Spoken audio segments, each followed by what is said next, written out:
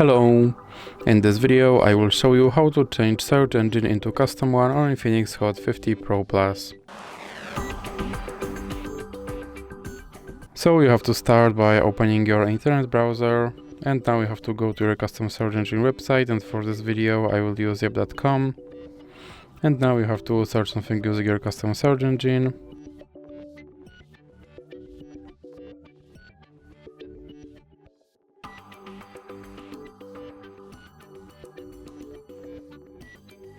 And then click on the three dots icon and go to settings. Now click on search engine, and in recently visited you should have yep.com option, so you can select that and then you can go back.